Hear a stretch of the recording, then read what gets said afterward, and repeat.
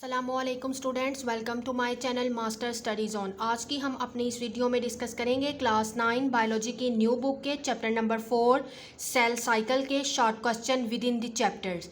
और इसके अलावा हम डिस्कस करेंगे सेल साइकिल चैप्टर नंबर 4 के इम्पॉर्टेंट लॉन्ग क्वेश्चन कौन से हैं। अपनी वीडियो स्टार्ट करने से पहले मैं आपको बता दूं कि मैंने अपनी प्रीवियस वीडियो में चैप्टर नंबर 1 से चैप्टर नंबर 3 तक के short question with in the chapter जो इम्पॉर्टेंट हैं और इसके अलावा उन चैप्टर्स के लॉन्ग क्वेश्चन की वीडियो अपने यूट्यूब चैनल पे अपलोड कर दी है। आपको कोई प्रॉब्लम हो तो आप मेरे चैनल को विजिट करें। इसके अलावा आपको किसी टॉपिक पे कोई डिटेल लेक्चर चाहिए या किसी एक्सरसाइज का सोल्यूशन चाहिए तो आप मुझे कमेंट सेक्शन में मैसेज करें। आपकी जो भी प्रॉब्लम होगी क्लास 9 के किसी भी सब्जेक्ट में आपको कोई प्रॉब्लम हो मुझसे शेयर करें। इंशाल्लाह मैं आपकी उस प्रॉब्लम को सॉल्व करने की पूरी कोशिश करूंगी। तो आज हम डिस्कस करते हैं शॉर्ट क्वेश्चन जो कि इम्पॉर्टेंट है चैप्टर्स में से शॉर्ट क्वेश्चन। तो फर्स्ट आपको स्क्रीन पे नज़र आ रहा है जो फर्स्ट शॉर्ट क्वेश्चन है, व्हाट इज सेल साइकिल। तो सेल साइकिल जितना मैंने ये मार्क किया है इतना आपने लिखना है।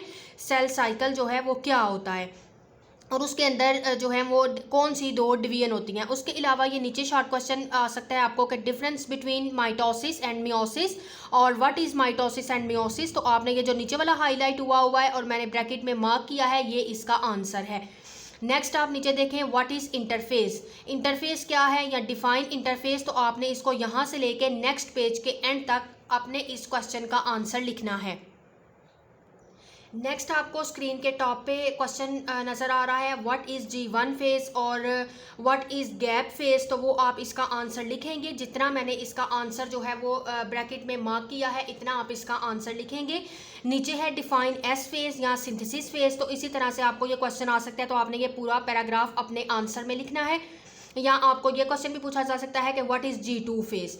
इसके अलावा मोस्ट इंपॉर्टेंट जो है शॉर्ट क्वेश्चन है what is mean by G0 phase. ये बहुत इंपॉर्टेंट शॉर्ट क्वेश्चन है, ये आपने याद कर लेना है। उसके अलावा आपको ये स्क्रीन पे टेबल नज़र आ रहा है, इसको आप एक दफ़ा रीड आउट कर लें, ये MCQ के हवाले से इंपॉर्टेंट है। नीचे जो है माइटोसिस, ये बहुत ज़्यादा इंपॉर्टेंट लॉन्ग क्वेश्चन है और आपको अलग से भी आ सकता है डिफाइन माइटोसिस। तो आप इस तरह से माइटोसिस लिखेंगे। इसके अलावा स्टूडेंट आपको स्क्रीन पे नज़र आ रहा है, स्क्रीन के लास्ट पे ये क्वेश्चन है व्हाट इज़ कैरियोकाइनेसिस। तो ये इस तरह से भी आता है कि difference between karyokinesis and cytokinesis. तो कैरियोकाइनेसिस है डिवीजन ऑफ न्यूक्लियस और साइटोकाइनेसिस है डिवीजन ऑफ साइटोप्लाज्म। तो ये अलग से भी आ सकता है और आपको डिफरेंस भी इनमें आ सकता है। इसके अलावा आपने जो मैंने हाईलाइट किया है कि जो माइटोसिस की जो फेजेस हैं वो किसने डिस्कवर की थी, इवेंट ऑफ माइटोसिस, तो वाल्डर फ्लेमिंग। एक तो आपने ये इसका नेम याद रखना है और साथ में इसकी डेट जो है वो MCQ के हवाले से आपने इसकी ज़रूर याद कर लेनी है। और माइटोसिस का ये जो पूरा टॉपिक है ये लॉन्ग क्वेश्चन के हवाले से बहुत ज़्यादा इंपॉर्टेंट है। नेक्स्ट आपको स्टूडेंट ये स्क्रीन पे नज़र आ रही हैं ये माइटोसिस की जो फेजेस हैं, prophase, metaphase, anaphase and telophase. तो ये आपने जितना जितना मैंने ब्रैकेट में मार्क किया है इतना आपने अपना लॉन्ग क्वेश्चन के हवाले से ज़रूर याद कर लेना है। अगर इसमें से कोई शॉर्ट आएगा तो आपको ऑलरेडी आता होगा। इसमें से शॉर्ट एक तो ये बनता है व्हाट इज़ मेटाफेज प्लेट और नेक्स्ट इसमें से शॉर्ट बनता है जो मैंने आपको बताया था व्हाट इज़ साइटोकाइनेसिस और उसके अलावा व्हाट इज़ फ्रैग्मोप्लास्ट।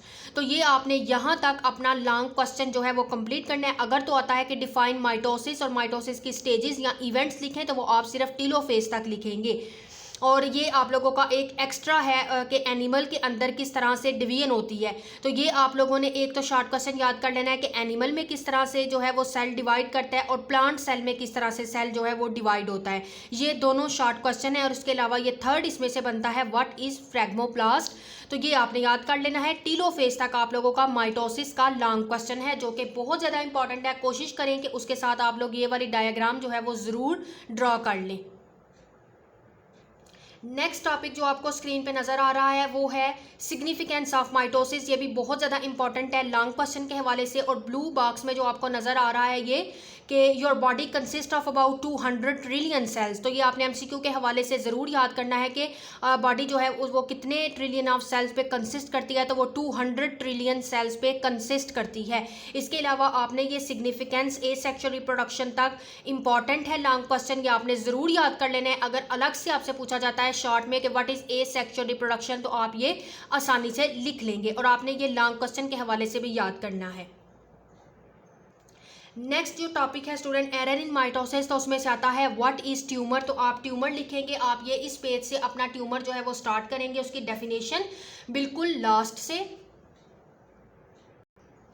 जी स्टूडेंट इधर से, if the genes that regulate mitosis are muted, cell continue to divide due to this uncontrolled division, masses of cells are formed, these masses are called tumors। ये आपने tumour की definition याद करनी है, short question के हवाले से important है। इसके अलावा स्टूडेंट जो शॉर्ट क्वेश्चन बनता है वो है आपका difference between benign and malignant tumour. तो आप ये लिखेंगे if the tumour remain there in original location, तो वो उसको हम कहते हैं that is called benign tumour. और अगर वही ट्यूमर जो है इन्वेड करता है अदर टिश्यूज़ में, यानी कि फैल जाता है, इन्वेड का मीनिंग है फैल जाता है, तो they are called malignant tumour. तो ये आप लोगों ने डिफरेंस याद कर लेना है बिनाइन और मैलिग्नेंट ट्यूमर में। इसके अलावा आपने डेफिनेशन याद करनी है कि डिफाइन मेटास्टेसिस, तो spreading of tissues called metastasis, ये आप लोगों ने याद करना है। इसके अलावा आप लोगों का जो नेक्स्ट टॉपिक है मियोसिस, ये भी इंपॉर्टेंट है, लॉन्ग क्वेश्चन के हवाले से आप लोगों ने सारा याद करना है।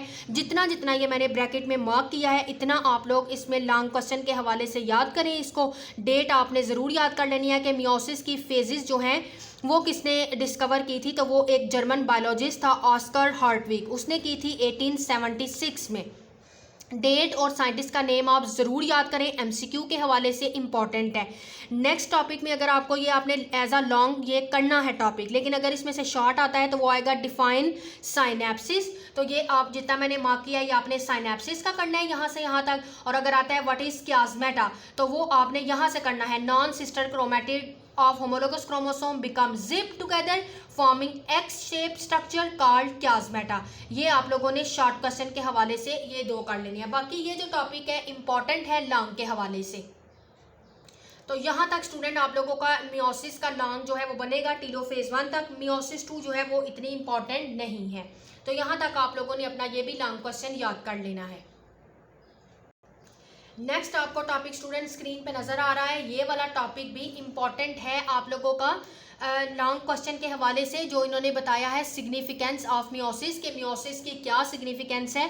तो इसमें से अलग से भी आ सकता है आपको कि व्हाट इज़ गैमीट्स, तो आप गैमीट्स की डेफिनेशन लिखेंगे, लेकिन आप इसकी सिग्निफिकेंस जितना जितना ये मैंने मार्क किया है इतना आप लोगों ने लॉन्ग क्वेश्चन के हवाले से लिखना है कि मियोसिस की सिग्निफिकेंस क्या है।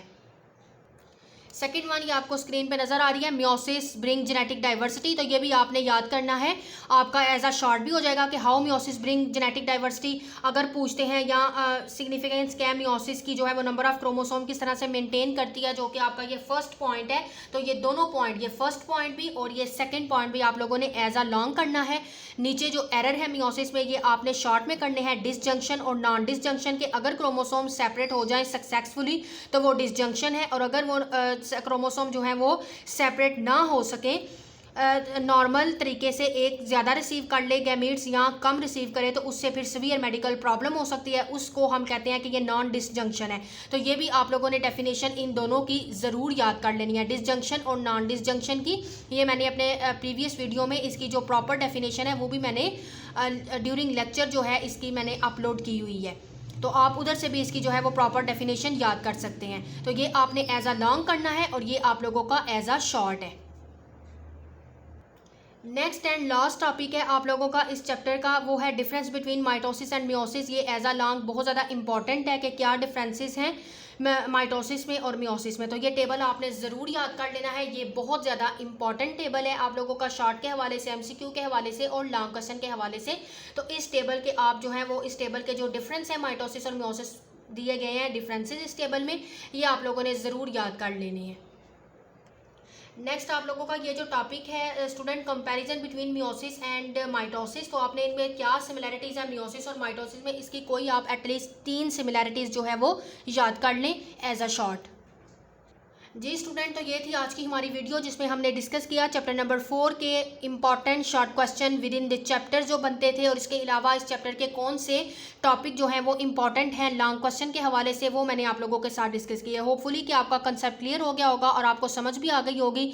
मेरे जो स्टूडेंट ये वीडियो नहीं देख रहे हैं और वो ये चाहते हैं कि हमें इन टॉपिक्स पे डिटेल लेक्चर भी दें, तो आप मेरे एक दफ़ा यूट्यूब चैनल को विजिट करें, वहाँ पे इन तमाम चैप्टर्स के बायोलॉजी की न्यू बुक के चैप्टर नंबर 1 से लेके चैप्टर नंबर 10 तक तक के डिटेल टॉपिक वाइज लेक्चर जो हैं वो अपलोड हैं। इसके अलावा अगर आपको इनकी एक्सरसाइज सोल्यूशन फॉर्म में चाहिए तो चैप्टर नंबर 1 से चैप्टर नंबर 10 तक के एक्सरसाइजेज के सोल्यूशन की वीडियो भी मेरे यूट्यूब चैनल पे अपलोड है। इसके अलावा भी आपको कोई कन्फ्यूजन हो, कोई क्वेश्चन हो तो आप मुझे कमेंट सेक्शन में मैसेज करें। आपकी जो भी प्रॉब्लम होगी मैं उसको सॉल्व करने की पूरी कोशिश करूँगी।